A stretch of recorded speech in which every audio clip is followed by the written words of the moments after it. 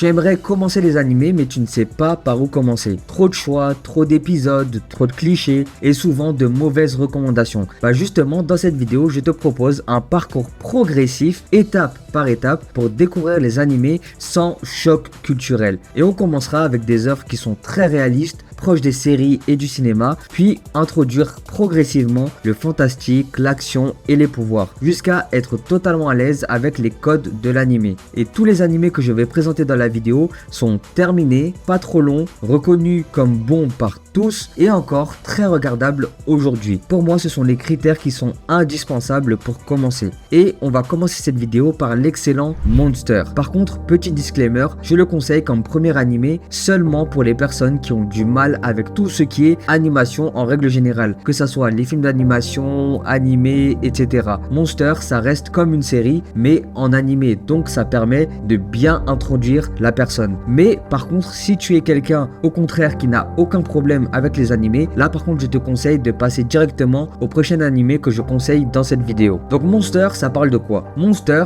ça raconte l'histoire du docteur Kenzo Tenma, un chirurgien japonais qui travaille dans le meilleur hôpital de Düsseldorf en Allemagne. Un jour, il doit faire un choix, sauver un enfant gravement blessé ou opérer le maire de la ville qui est arrivé après cet enfant. Et Tenma, lui, va choisir de sauver cet enfant. Des années plus tard, il va découvrir que cet enfant qu'il a sauvé, il est devenu un tueur en série. Et à partir de là, Monster va devenir une traque. Le docteur Tenma va traverser l'Europe entière pour tenter de l'arrêter, d'arrêter le monstre qu'il a sauvé. Monster parle de morale, de responsabilité et de cette question centrale. Est-ce qu'on est responsable des conséquences de nos choix, même quand ils étaient justes? Il n'y a aucun pouvoir, aucun élément surnaturel, juste des humains et parfois les humains sont plus effrayants que n'importe quel monstre. Monster est disponible sur Netflix. Après avoir regardé Monster, si ça t'intéresse, j'ai fait aussi une vidéo où j'analyse l'animé de fond en comble et justement le lien est dans la description. Avec Monster, tu n'apprends pas encore les codes de l'animé, mais déjà tu captes qu'un animé peut être mature et qu'on est loin des clichés des dessins animés pour enfants. Et une fois que tu es habitué au format des animés, on peut continuer avec un autre animé qui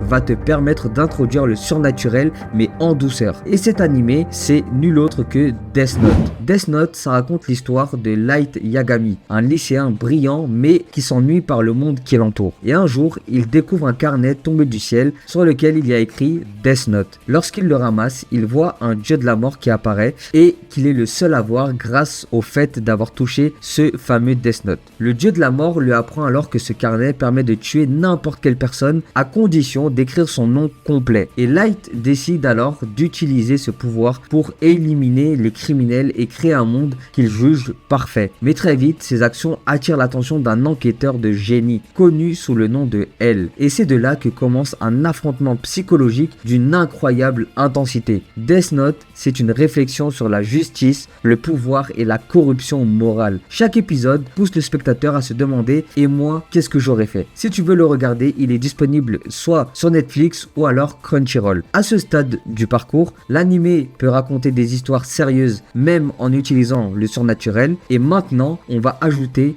de l'action, mais pas n'importe comment. L'objectif ici, ce n'est pas de te noyer sous des pouvoirs incompréhensibles, c'est vraiment de t'introduire à un monde plus spectaculaire mais tout en gardant une cohérence narrative. Et il y a une œuvre parfaite pour ça, c'est l'Attaque des Titans. L'Attaque des Titans se déroule dans un monde où l'humanité vit retranchée derrière d'énormes murs, parce que à l'extérieur, il y a des créatures appelées titans qui dévorent les humains. L'histoire commence le jour où ces murs, censés être inviolables, sont brisés à cause d'un titan anormalement grand. Et à partir de ce moment-là, le quotidien des humains bascule et des milliers de personnes sont massacrées. Parmi les survivants, il y a Eren Yeager, un jeune garçon animé par la colère et jure d'exterminer tous les titans. Au départ, l'Attaque des Titans ressemble à une série de survie et d'action, mais très vite, l'œuvre change de dimension. Les combats laissent place à des questions beaucoup plus lourdes comme la liberté, la guerre, la propagande et même la responsabilité collective. Plus l'histoire va avancer et plus les certitudes qu'on avait au départ vont s'effondrer petit à petit. Et les ennemis ne sont plus aussi simples à identifier. Chaque mort a un poids et chaque décision a des conséquences. L'Attaque des Titans est une œuvre profondément tragique où l'action sert avant tout à raconter la chute progressive d'un monde et de ses idéaux. C'est une série intense, parfois même brutale, et surtout, c'est une histoire complète avec des plot twists exceptionnels. Du premier épisode jusqu'à la toute fin, tout mène vers une conclusion qui ne laisse pas indifférent. Si tu veux le regarder, il est disponible sur Crunchyroll et Netflix. Avec l'attaque des Titans, tu t'habitues à des pouvoirs plus marqués, des combats spectaculaires